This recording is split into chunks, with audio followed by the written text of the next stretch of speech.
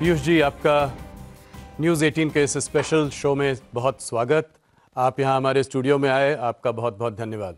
नमस्कार, thank you. चुनाव गर्मी में है, तीन राउंड हो चुके हैं। आपका चुनाव 20 मई को है।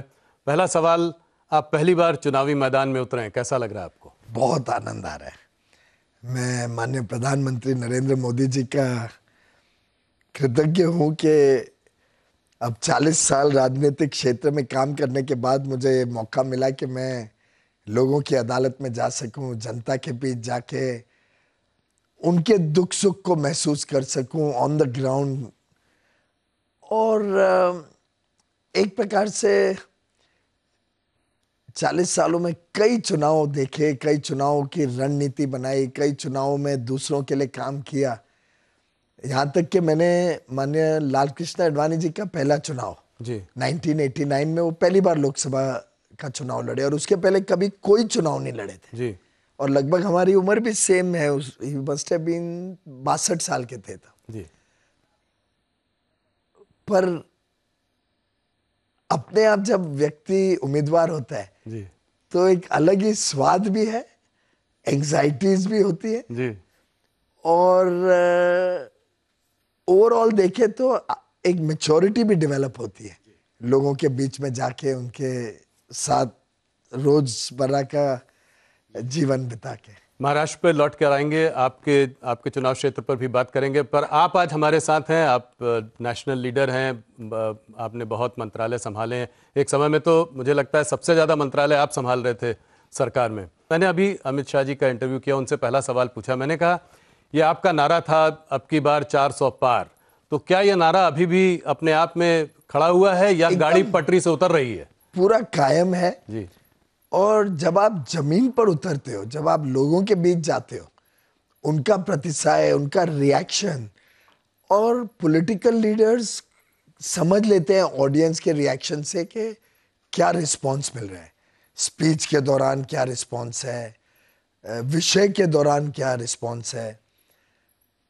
मेरा तो व्यक्तिगत मानना है कि 400 पार तो होगा ही, पर जिस प्रकार के बहुत ही भद्दे, विवादित और ओछे तौर के वक्तव्य विपक्ष कर रही है, जिस प्रकार के मुद्दों को फेक नैरेटिव्स द्वारा टर्न करने की कोशिश कर रही है, जिस प्रकार से आपसी अंदरूनी झगड़े इंडिया अलायंस में सामने आए, केरल में सीपीएम और कांग्रेस के बीच की कुश्ती, वेस्ट बंगाल में दोस्ती कर रहे हैं लेकिन वेस्ट बंगाल में टीएमसी और कांग्रेस लड़ रहे हैं।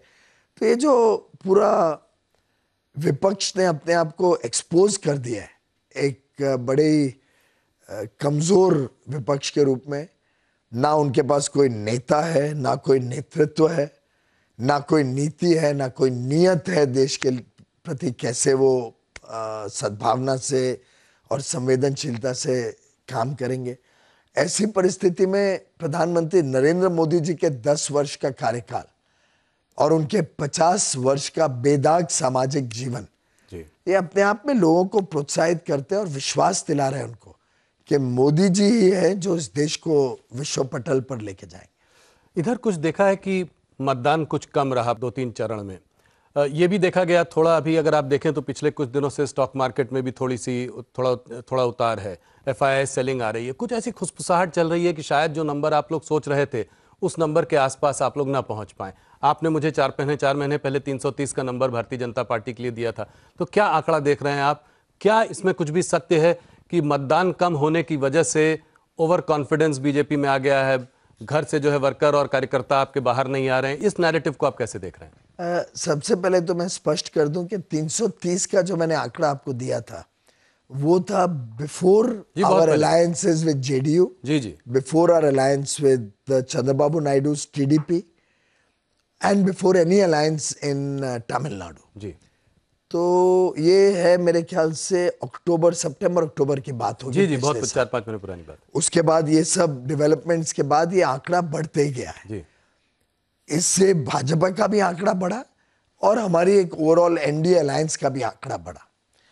इसके साथ साथ परिस्थितियों में भी फर्क पड़ा। उदाहरण के लिए पश्चिम बंगाल और उड़ीसा और तेलंगाना, ये 3 ऐसे स्टेट्स हैं जहां बड़े स्पष्ट रूप से भाजपा की जो परफॉर्मेंस हम पहले आकलन लेते थे उससे कई अधिक लोगों में प्रतिसाय और प्यार और आशीर्वाद मिल रहे हैं।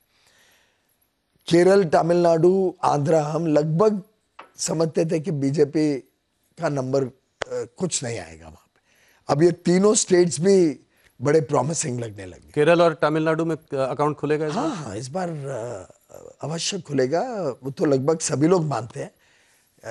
केरल में अकाउंट भी खुलेगा और शायद वो अकाउंट ऐसा खुलेगा कि चौंकाने वाला होगा, both in terms of seats and in vote share. Vote share में तो सब इस बात को मानते हैं। सीट कन्वर्जन होगा या सीट्स में भी 2 या 3 सीट्स ऐसी हैं जिसमें हम बहुत स्ट्रांगली रेस में हैं। एक तो पक्का जीतेंगे, तो मुझे लगता है कि तमिलनाडु नहीं, केरल की बात करें। तमिलनाडु भी लगभग ऐसी स्थिति है, 2 तो जीतेंगे और 4-5 में हम अच्छी रेस। और अगर पूरा साउथ देखें जहां पे करीब मान लीजिए लगभग 130 सीटें हैं, तो उसमें पूरा साउथ देखिए तो एक जमाने में हम 3-4 स्टेट्स में लगभग ना के बराबर थे जी। और आज हम अकेली पार्टी है जो हर स्टेट में प्रेजेंट है जी। जैसे ही हम केरल, तमिलनाडु में अकाउंट खोल लेते हैं, आंध्रा में तो अच्छा रिजल्ट आएगा इस बार, लगभग स्पष्ट है। कल आपने विजयवाड़ा का रिस्पॉन्स अवश्य देखा होगा, अद्भुत था। फिर तेलंगाना में जो स्थिति बनते जा रही है उसमें हमारी we are far ahead of the opposition और even of the ruling party there now. फिर कर्नाटक में लगभग we been able to maintain our position. Karnataka में आप लोगों की बहुत भारी जीत थी पिछली बार, मेंटेन कर पाएंगे उसको? कह रहे हैं लोग कि वहां पे थोड़ा माहौल दबा हुआ है। 1-2 सीटों में कभी माहौल आगे पीछे हो सकता है, पर मुझे नहीं लगता कि इस बार और पिछली बार में बहुत लंबा चौड़ा फर्क होगा, क्योंकि ये राष्ट्र का चुनाव है, देश का चुनाव। लोगों को ध्यान में है कि इससे देश का नेता चुना जा रहा है, देश की सरकार। और इतना तो सब मानते हैं कि वो जो पुराने काली घटा वाले दिन थे, यूपीए के भ्रष्टाचार से लेप्त प्रधानमंत्री जो करते हैं उसको एक युवराज उठा के प्रेस कॉन्फ्रेंस में ध्वस्त कर देते हैं, रोज हर हफ्ते महीने एक नया भ्रष्टाचार का कांड बाहर खुलता है। प्रधानमंत्री इतने निहत्थे के बोलते हैं मैं क्या करूं भाई, these are compulsions of coalition politics. इस प्रकार की सरकार आज देश में कोई हिस्से में लोग नहीं चाहते। तो दक्षिण में जो माननीय अमित शाह जी ने कल कहा, मैंने भी ईमानदारी से सोचा नहीं था उस दिशा में। फिर बाद में जब आंकड़े जोड़ने और देखा तो मुझे ध्यान में आया कि और कोई पार्टी नजदीक भी नहीं आती है जितनी सीटें हम सभी स्टेट्स मिला के, कर्नाटक, तेलंगाना, आंध्रा और केरल, तमिलनाडु तो सभी मिला के। तो आंकड़ा क्या है 130 में आपको क्या लगभग दिखता है? मैंने एग्जैक्ट आंकड़ा नहीं किया, but we will be the single largest amongst all the parties contesting in South India. Piyush ji, थोड़ा सा बड़े मुद्दों पे एक आध बात करते हैं। अगर आपको इतना ही कॉन्फिडेंस है कि 400 पार आराम से होगा, भारतीय जनता पार्टी की 370 सीटें आएंगी, तो जो ये चुनाव का मोमेंटम शुरू हुआ था तो आप लोग डेवलपमेंट की बात कर रहे थे, इकोनॉमी की बात कर रहे थे, अपने मोदी जी के कार्यकाल में जो भी बड़े बड़े काम हुए हैं उनको गिना रहे थे। इधर खास करके 2 चरण के बाद ये देखने को मिला कि अब जो है पूरा चुनाव हिंदू मुसलमान पर आ गया है। प्रधानमंत्री जी ने भी राजस्थान में अपने रैली में इसकी बात करी, यहां तक कि ये बात हुई कि कांग्रेस जो है वेल्थ डिस्ट्रीब्यूशन की बात कर रही है, हिंदुओं का जो है कि जमा पूंजी लेकर मुसलमानों में बांट देगी, घुसपैठियों में बांट देगी। इसको आप कैसे देखते हैं? इसकी क्या जरूरत है इस समय इस बात को उठाने? हमारी तरफ से तो ये निकला ही नहीं। आप आज भी मोदी की गारंटी खोल के देख लीजिए, बहुत ही पॉजिटिव नैरेटिव है जी। हमने हर विषय को बड़ी गंभीरता से और गहराई से देश के समक्ष रखा है। एक विजन रखी है कि कैसे अमृतकाल में हम विकसित भारत बनेंगे और उस दिशा में क्या क्या कदम उठाए जाएंगे हमारी तीसरी टर्म में। मुझे लगता है कि दुर्भाग्यपूर्ण है कि कांग्रेस के मैनिफेस्टो आने के बाद उनका पोल खोल हो गया, उनका खुलासा हो गया कि वो अभी भी तुष्टीकरण की सोच में है। वो अभी भी सैम पिट्रोडा जी के दिखाए हुए आर्थिक विषयों पे चलने की सोच रहे हैं। उनके लिए अभी भी जो भेदभाव की राजनीति है वो प्राथमिकता लेती है। और उन्होंने जिस प्रकार के भ्रम पैदा करने की कोशिश की समाज में, उसको हमें लोगों के बीच में ठीक से प्रेजेंट करना आवश्यक लगा। और मैं समझता हूँ डेवलपमेंट और पॉजिटिव एजेंडा की बातें हमने नहीं बंद किया लिखनी, पर स्वाभाविक रूप से मीडिया हो, सोशल मीडिया हो, उसमें चटपटी बातें, थोड़ा बहुत एक्साइटमेंट या टीआरपीज और हेडलाइन हंटिंग तो रहती है। तो इससे ऐसा सा फील होता है कि ये नैरेटिव चेंज हुआ है। पर आप कोई भी हम में से किसी का भी, माननीय प्रधानमंत्री जी का, अमित भाई का, माननीय जेपी नड्डा जी का या राजनाथ जी का भाषण देखें, या हम जो कैंडिडेट्स हैं हमारे लेवल के भी भाषण देखें, तो बड़ी सकारात्मक सोच के साथ हम जनता के बीच जा रहे हैं, पॉजिटिव नैरेटिव को प्रमोट कर रहे हैं। कैसे ये चुनाव देश का भाग्य विधाता वाला चुनाव है, देश का भाग्य बदलने वाला चुनाव है, उस चीज पे हमारा फोकस ज्यादा रहता है। ये चुनाव तय करेगा कि मोदी जी प्रधानमंत्री बने बनाम, आई थिंक, प्रश्न चिन्ह है। क्योंकि चाहे वो लोग ने कह दिया है कि हम 5 साल में 5 प्रधानमंत्री बनाएंगे, लेकिन ये नहीं तय कर पा रहे हैं कि वो 5 भी कौन होंगे, ये नहीं तय कर पा रहे हैं कि पहला प्रधानमंत्री कौन होगा। उनका कहना यह है कि उन्होंने ये सब नहीं कहा है, ना उन्होंने इस बारे में ये बात की है, या ना उन्होंने मैनिफेस्टो में किसी मुसलमान शब्द का प्रयोग किया है। उनका कहना है कि आप लोगों ने इस बात को आगे रखा है। तो ये निष्कर्ष आपने कैसे निकाला? राहुल जी, आप देखिए कि सैम पिट्रोडा जी उनके सबसे नजदीकी सलाहकार हैं जी। और वर्षों से, आज की बात नहीं। जी जी। और वो तो टॉम टॉम करते थे उस बात जी को। जी। दुनिया भर में सैम पिट्रोडा जी इनको लेके जाते थे ओवरसीज कांग्रेस के नाम से, और वहां पे भी वो देश के बारे में बड़ा बुरा भला कहते थे। अब ऐसा व्यक्ति जब 55% इनहेरिटेंस टैक्स की बात उसी समय करे, और मेरा मानना है कि जरूर मैनिफेस्टो में भी उनका हाथ रहा होगा। अब एक तरफ मैनिफेस्टो आए, वो कहे कि सबकी जमा पूंजी की हम ब्यौरा लेंगे, सबको जांच करेंगे, आपने जो सेविंग्स किए हम निकालेंगे, और रीडिस्ट्रीब्यूशन ऑफ वेल्थ की बात करें। तो भाई, जमा पूंजी रीडिस्ट्रीब्यूट करने के लिए पहले आपसे तो खींच लेनी पड़ेगी ना जी। चोरी कर लेनी पड़ेगी। तो स्वाभाविक रूप से वो यही कह रहे। और फिर आप देखिए 3 चीजें जो हुई एक साथ। एक, मैनिफेस्टो कहता है आपकी संपत्ति का हम पूरा जांच करेंगे, हर एक मिडिल क्लास आदमी की, देश के हर व्यक्ति की। तो साधारणतः तो देश में जैसे 25 करोड़ लोग गरीबी रेखा से बाहर निकले, तो साधारणतः तो अधिक मिडिल क्लास ही है, तो उनकी सबकी संपत्ति का ब्यौरा लिया जाएगा। दूसरा नैरेटिव कहा जाता है जनसंख्या के आधार पर हम रीडिस्ट्रीब्यूशन ऑफ वेल्थ करेंगे। तीसरा एक नैरेटिव क्रिएट होता है कि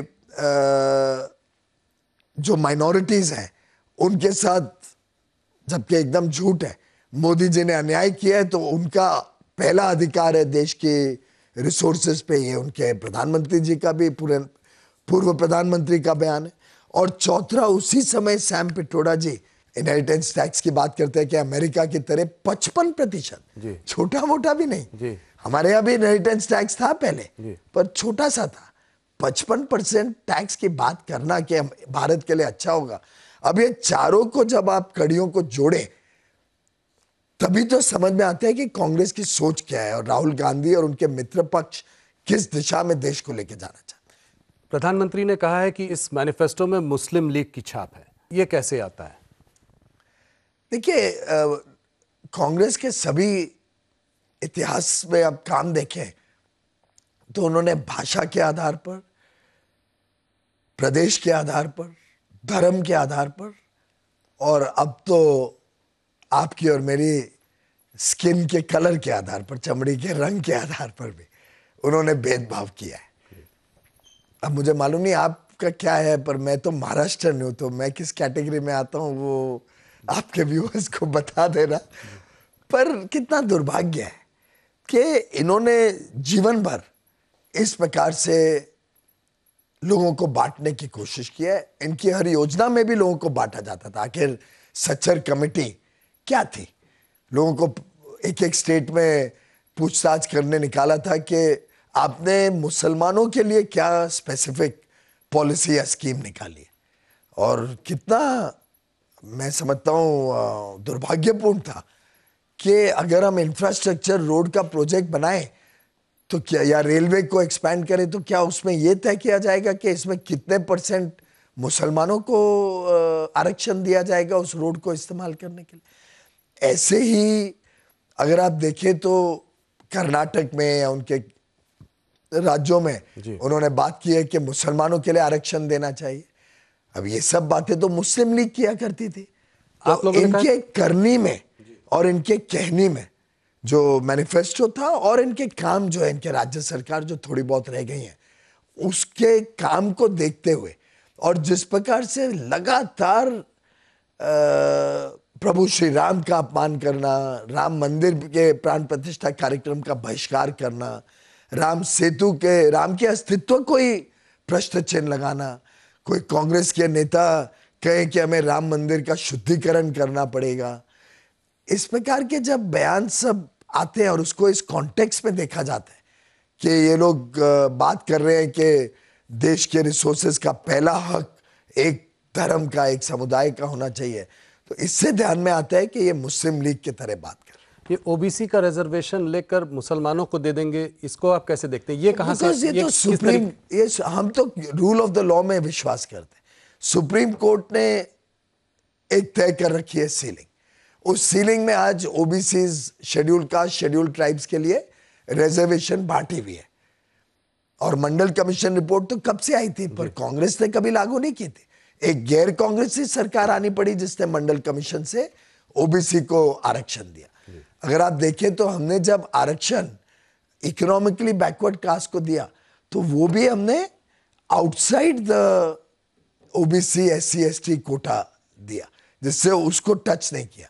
लेकिन सुप्रीम कोर्ट की क्लियर गाइडलाइंस है कि सोशल और इकोनॉमिक कारणों से जो रिजर्वेशन है वो एक सीमा तक हो सकती है, और उसमें अगर ये मुसलमानों को जोड़ते हैं तो मुस्लिम धर्म में तो सोशल बैकवर्डनेस का सवाल उठता ही नहीं है कि उसमें तो कास्ट सिस्टम है ही नहीं।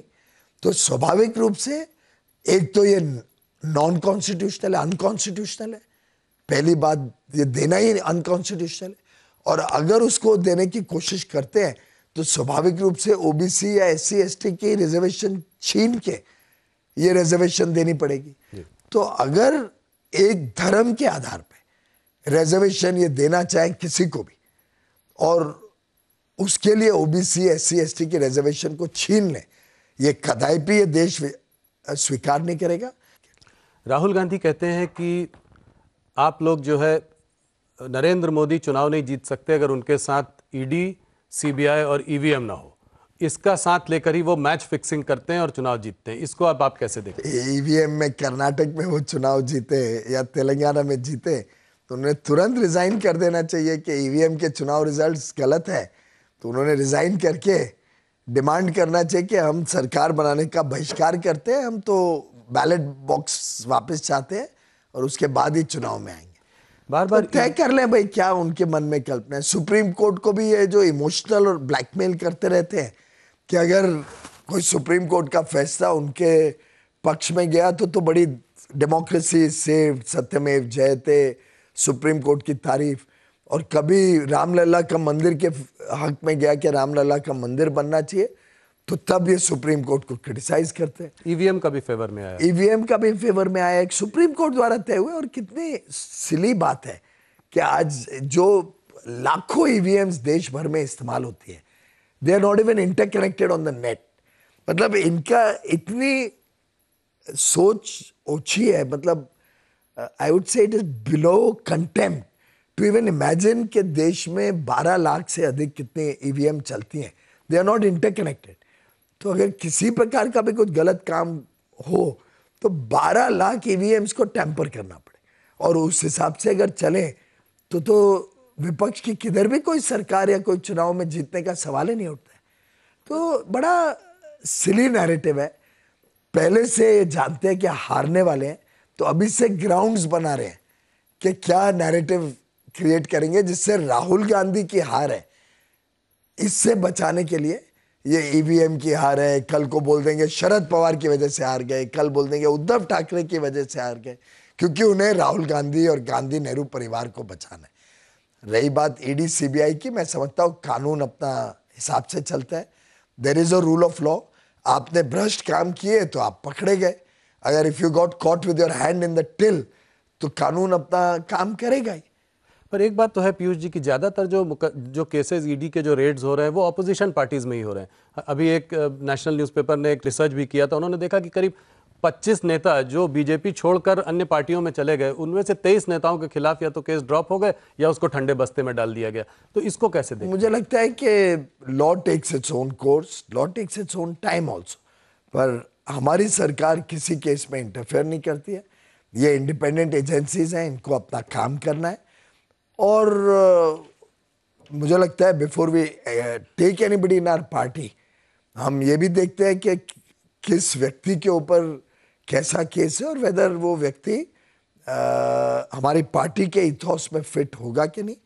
अगर किसी ऐसे कितने लोग हैं जो ज्वाइन करना चाहते हैं जिनको हम नहीं लेते हैं हमारी पार्टी में, अगर हमें लगता है कि उस व्यक्ति का बैकग्राउंड ऐसा है कि हम हमारी पार्टी में नहीं ले सकते। और अगर उनके अगेंस्ट केसेस चल रहे हैं, आपकी पार्टी ज्वाइन कर चुके हैं, तो वो नहीं दबाए जाएंगे? वो तो कानून will take its own course. ऐसे कोई केस हमारी वजह से बंद हो जाएंगे तो संभव नहीं है, क्योंकि ये एजेंसीज इंडिपेंडेंटली चलती है, कोई हमारे कहने पे नहीं चला सकता। एक और नैरेटिव जो थोड़ा यहाँ पे चला है चुनाव में पिछले कुछ चरणों में, वो रहा है इंडिया पाकिस्तान का नैरेटिव। और उसमें शुरू में ये हुआ कि ये भारत वो भारत नहीं है जो तमाशा देखता रहेगा, खड़ा होकर घर में घुस कर मारेगा। कुछ ये भी बातें चली थी, कुछ गार्डियन में एक फॉरेन पब्लिकेशन, उसमें आर्टिकल भी आया था कि कुछ हमारी इंटेलिजेंस एजेंसीज ने कुछ 20 टेररिस्ट को पाकिस्तान के सॉइल में मारा। तो ये सब, इन सब पे टिप्पणियां भी हुई हैं हम लोगों ने। तो इसको आप कैसे देखते हैं? मणिशंकर अय्यर जी ने अभी आके कहा कि जो है पाकिस्तान के संग हमको खिलवाड़ नहीं करना चाहिए, ऐसे में उनको ये नहीं समझना चाहिए कि उनके पास एटम बॉम्ब है, वो भी रिएक्ट कर सकते हैं। तो इसको आप कैसे देखते हैं? ये भी एक तरीके से तुष्टीकरण का ही नैरेटिव है। देखिए, भारत में बहुत स्पष्ट नीति है कि ना हम दूसरे देशों के राजनीति में इंटरफेयर करते हैं, ना दूसरे देशों ने हमारी राजनीति में इंटरफेयर करना चाहिए, पहली बात। दूसरी बात, पुराने ज़माने में हमारी कमज़ोर सरकारें रही हैं, ये तो सब लोग जानते हैं। टेररिस्ट हमारे देश में, और मैं तो मुंबई का हूँ, मुंबई में आके जिस प्रकार से हमें terrorist have held us to ransom, और कितने हमने हादसे देखे हैं मुंबई में, चाहे बॉम्ब ब्लास्ट हो या टेरर अटैक हो 2008 का। ऐसी परिस्थिति में ये जो निहत्ती सरकारें कांग्रेस ने इस देश को दी, उसका जरूर हर देशवासी को दुख है। और आज हर देशवासी को गर्व है कि प्रधानमंत्री मोदी जी ने बालाकोट में एयर स्ट्राइक किया या उड़ी में सर्जिकल स्ट्राइक किया। एक बार देश का मनोबल बढ़ा, देश को सुरक्षा का एक माहौल मिला, देश में हर एक व्यक्ति ने अपने आप को सुरक्षित महसूस किया। और ये बड़ा मुद्दा है लोगों के बीच में। एक महिला ने मुझे देखते ही कहना शुरू किया, आप मेरी बात मोदी जी तक पहुंचाइए, क्या हम बहुत खुश हैं, मोदी जी को ही वोट करेंगे। और मैं एक महिला के नाते कहना चाहती हूँ कि मैं अपने आप को सुरक्षित महसूस करती हूँ आज भारतीय होने में। और फिर लंबा उन्होंने एक बड़ा ओजस्वी, बहुत एक्साइटमेंट के साथ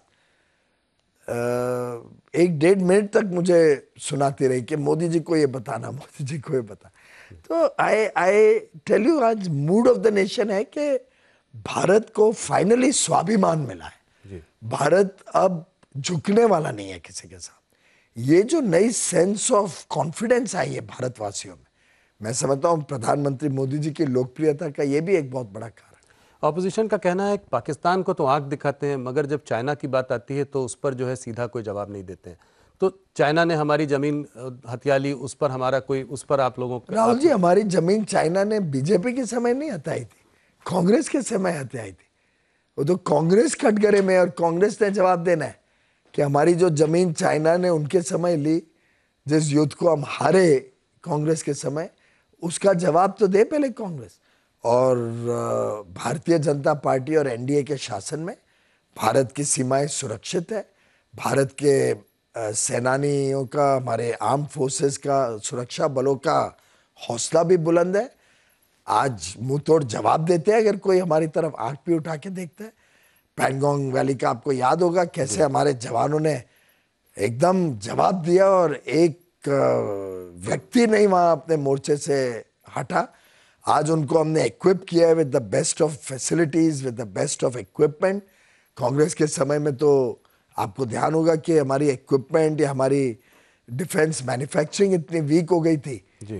तो आज तो हमारे सेना बलों को नया हौसला बुलंद हुआ है। एक और मुद्दा जो इस चुनाव में आया है, और वो इकोनॉमिक एडवाइजरी काउंसिल जो है प्राइम मिनिस्टर की, उसमें जो जनसंख्या का उन्होंने एक एनालिसिस किया है, उसमें देखा है कि मुस्लिम पॉपुलेशन 1950 से 2015 के बीच में करीब 43% बढ़ी है, उसका इजाफा हुआ है। Hindu population at the same time जो है करीब 7.8% गिरी है।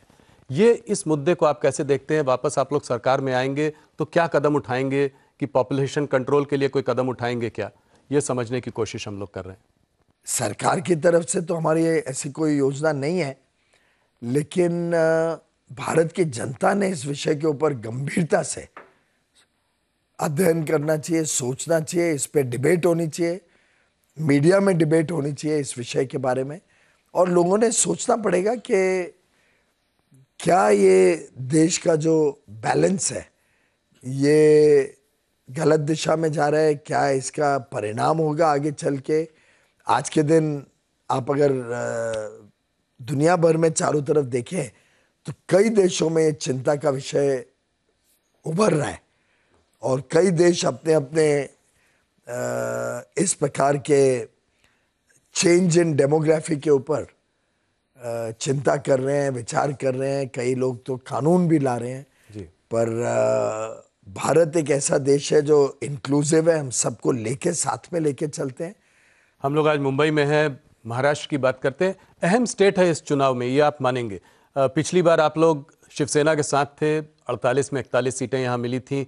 इस बार थोड़ी खिचड़ी है, दो दल टूट गए हैं, एक दल आपके साथ है, एक दल प्रधानमंत्री डुप्लीकेट शिवसेना बोलते हैं। तो इसको इस बार आप कैसे देखते हैं? 28 सीटों पर आप लड़ रहे हैं और 23 सीट पिछली बार भारतीय जनता पार्टी की आई थी। क्या ये डिफेंड कर पाएंगे? क्योंकि बिग पिक्चर में महाराष्ट्र बहुत इंपॉर्टेंट है आप लोगों के लिए। आपको याद होगा 2019 का लोकसभा चुनाव नरेंद्र मोदी जी के नाम पे लड़ा गया। जी। मुझे अभी तक याद है कि हमारे यहाँ के एमपी को, शिवसेना के एमपी को जिताने के लिए मैं गली गली में घुमा हूँ। हर एसोसिएशन और रेजिडेंट वेलफेयर एसोसिएशंस की मीटिंग्स में लोगों को कहा है कि आप मोदी जी को देख के वोट करिए, मोदी जी का चुनाव है, देश के प्रधानमंत्री चुनने का चुनाव। शिवसेना के एमपी जीते थे मोदी जी के नाम पे, और वो भली भांति वो सब समझते हैं। ऐसे ही 19 के असेंबली इलेक्शन में देवेंद्र फडणवीस मुख्यमंत्री बनेंगे, बार बार कहा जाता था, उजागर होता था। कई ऐसे स्टेजेस पे पब्लिक मीटिंग्स में जहां उद्धव ठाकरे जी भी बैठे रहते थे, तो ये कहा जाता था कि देवेंद्र फडणवीस को मुख्यमंत्री बनाना है इस चुनाव। उसके बाद विश्वासघात उद्धव ठाकरे जी ने किया, मोदी जी के साथ, देवेंद्र फडणवीस के साथ। आखिर हमारा गठबंधन था, गठबंधन ने वोट लिए थे, मेजॉरिटी ली थी, लेकिन उनकी जो महत्वाकांक्षा थी किसी ना किसी तरीके से मुझे मुख्यमंत्री बनना है और शायद अपने लड़के को स्थापित करने की जो चाहत थी, उस लालच में उन्होंने त्याग दिया बाला साहेब ठाकरे का हर एक वो असूल जिसके लिए शिवसेना खड़ी हुई थी।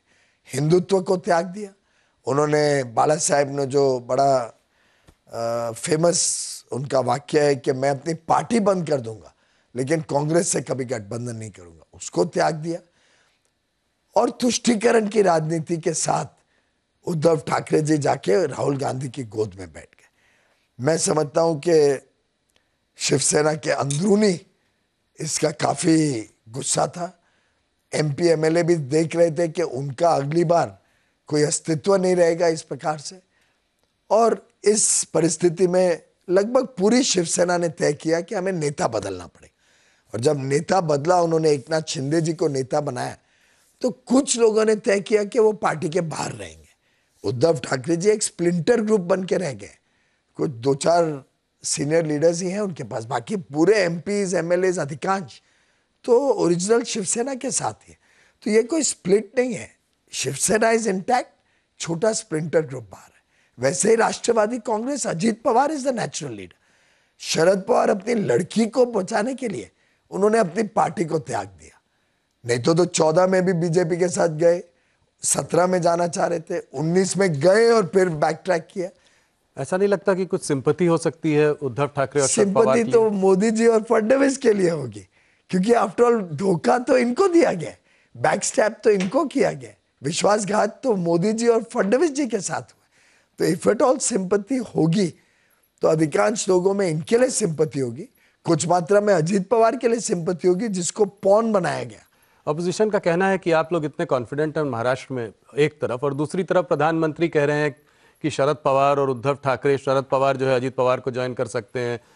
तो ये कोई मैसेजिंग है, इसको कैसे पढ़ा जाए, इसको कैसे देखा जाए?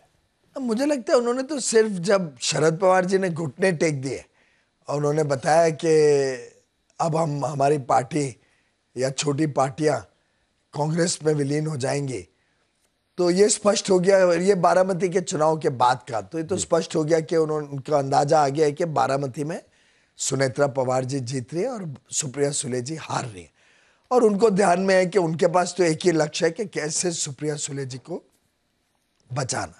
तो अब तो ना उनके पास राज्यसभा रहेगी देने के लिए, लोकसभा हार जाएंगे, तो इसलिए शायद उन्होंने सोचा होगा कि मैं सुप्रिया सुले को कांग्रेस ज्वाइन करा दूंगा, पार्टी में और कुछ तो रखा ही नहीं है।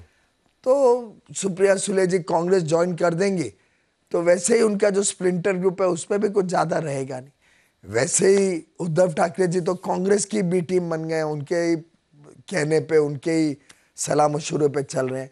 तुष्टीकरण की राजनीति has become the calling card of Uddhav Thackeray ji, जो कितनी हैरानी की बात है। उन्होंने हिंदुत्व को त्याग दिया, बाला साहेब के सभी मूल सिद्धांतों को त्याग दिया। इस बार महाराष्ट्र में काफी मुसलमान उद्धव ठाकरे सेना को वोट कर रहे होंगे। हाँ, आजकल तो मुसलमान वोट्स की राजनीति के पीछे उद्धव ठाकरे जी दौड़ के जा रहे हैं।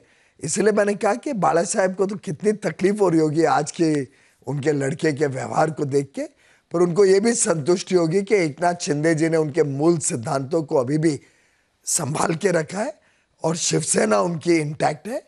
दुर्भाग्य है कि खुद का लड़का ही वो सिद्धांतों को छोड़ गया, लेकिन मेरा मानना है कि जो हमारी नीति है, हमारी महायुति की नीति है, हम मुसलमानों को भी इनवाइट करते हैं।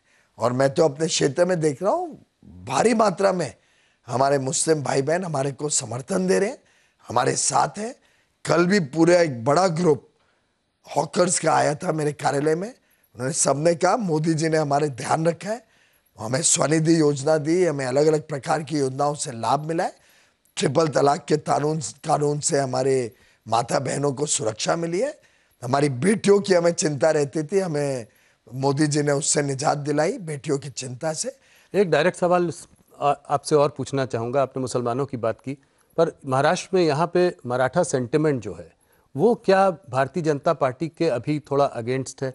यहाँ पे मराठा एजिटेशन हुआ, मनोज जरांगे पाटिल जी ने जो है एजिटेशन किया, आज भी कुछ क्लैरिटी है क्या इसमें? क्या मराठा भारतीय जनता पार्टी के साथ है? और ये एक बहुत बड़ा वोट ब्लॉक है यहाँ। देखिए, पूरी मराठा समाज समझता है कि अगर उनके हितों की रक्षा कोई कर सकता है तो प्रधानमंत्री नरेंद्र मोदी जी, और मोदी जी और यहाँ पे हमारी महायुति की सरकार, ये जो डबल इंजन सरकार है, यही मराठा हितों का आरक्षण कर सकती है।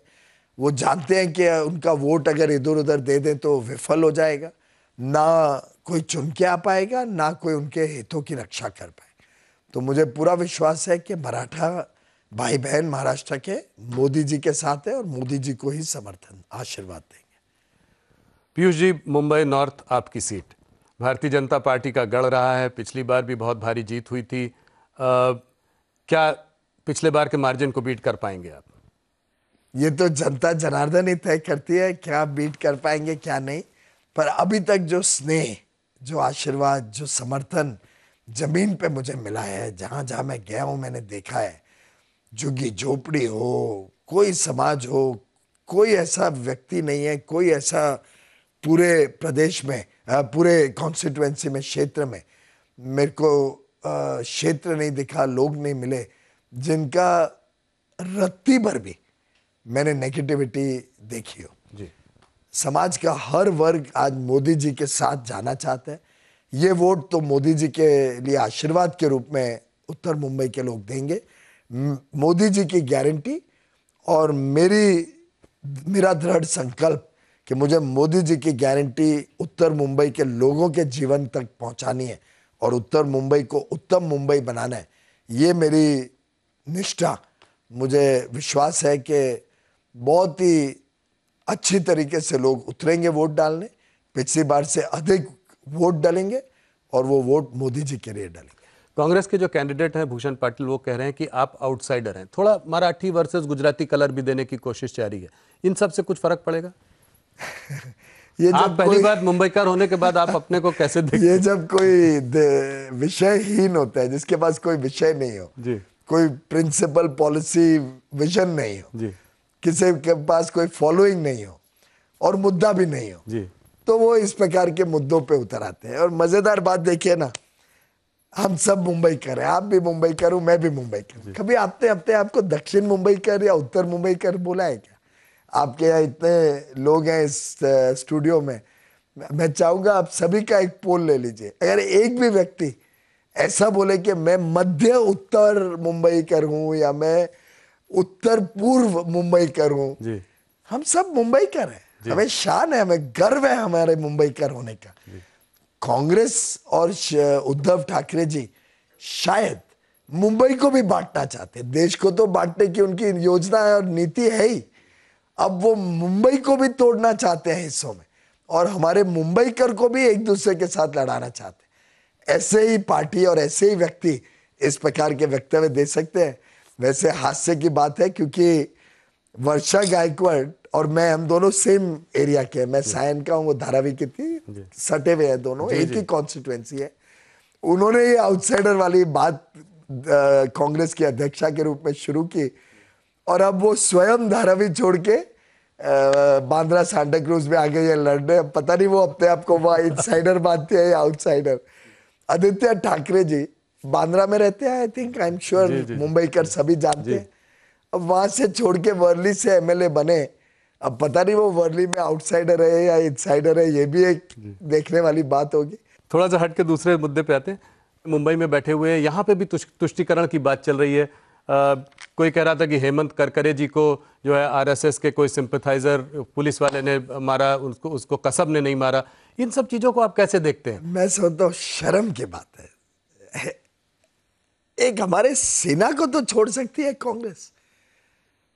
कांग्रेस, उद्धव ठाकरे जी, ये जो MVA so called Maha Vikas Aghadi है, इन सब ने कम से कम हमारे सेना बलों का तो मनोबल नहीं तोड़ना चाहिए, उनकी सैक्रिफाइस को तो नहीं बिलिटल करना चाहिए, ओछा बना देना चाहिए।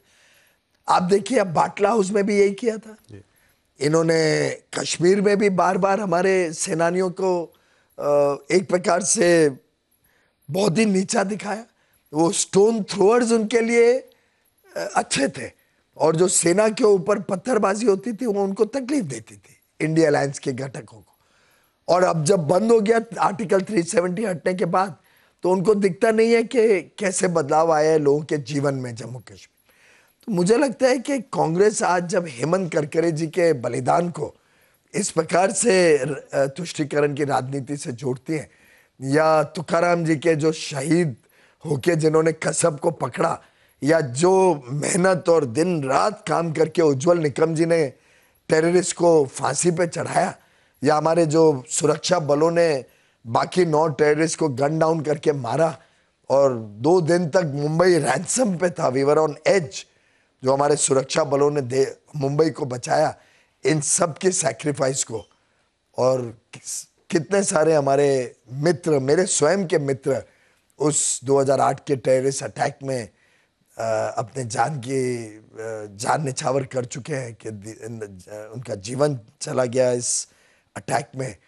ऐसे में इस प्रकार के बयान जब आते हैं कांग्रेस नेताओं से, तो मुझे लगता है कांग्रेस हो, उद्धव ठाकरे हो, शरद पवार हो, ये देश के साथ विश्वासघात कर रहे हैं, हर महाराष्ट्रन के साथ, हर मुंबईकर के साथ विश्वासघात कर रहे हैं। जमीयत उलेमा ने भी कहा है कि फतवा जारी किया है कि मुसलमानों को कांग्रेस, उद्धव ठाकरे और शरद पवार की पार्टी को जो है वोट देना चाहिए। राज ठाकरे जो कि आपके संग जुड़े हुए हैं इस वक्त, उन्होंने कहा है कि मैं भी फतवा जारी करता हूं, हिंदुओं को सबको भारतीय जनता पार्टी और शिंदे सेना और अजीत पवार जी को वोट देना चाहिए। कैसे देखते हैं आप इसको? देखिए, ये तो राज ठाकरे जी कोई रिलीजियस लीडर नहीं है जी, ये तो उन्होंने गुस्से में, आक्रोश में ये बात कही कि ऐसे फतवा देने का किसी को अधिकार ही नहीं है। ये तो एक प्रकार से it was a reaction and a counter attack. जी, जो फतवा रिलीजियस ग्राउंड पे, धर्म के आधार पे, धर्म के गुरु देते हैं, उस फतवे का हम घोर निंदा करते हैं।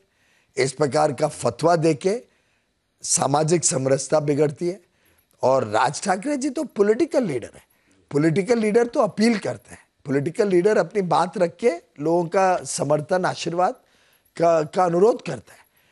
ये तो गुस्से में उन्होंने ये शब्द इस्तेमाल किया। मैं समझता हूं इस प्रकार का फतवा देने का किसी मौला, मौलवी या किसी धर्मगुरु को अधिकार नहीं। क्या आपने कभी सुना है कोई भी और धर्म का कोई धर्मगुरु इस प्रकार का फतवा देते हुए, इस प्रकार का आदेश देते हुए कि सब लोग इन्हीं को वोट देंगे, नहीं तो भगवान नाराज हो जाएंगे, या उनके जो भी धर्म की आस्था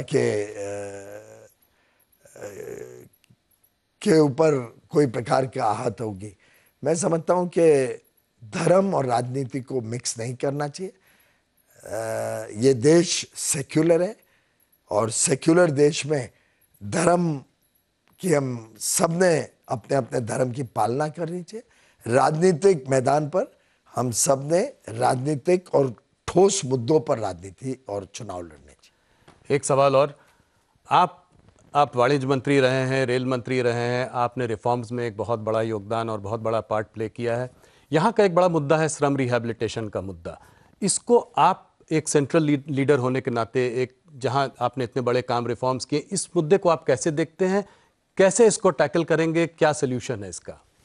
देखिए, मोदी की गारंटी आपने देखी होगी, जी। हमारा संकल्प पत्र 2024 का, ये उसका एक छोटा सारांश है।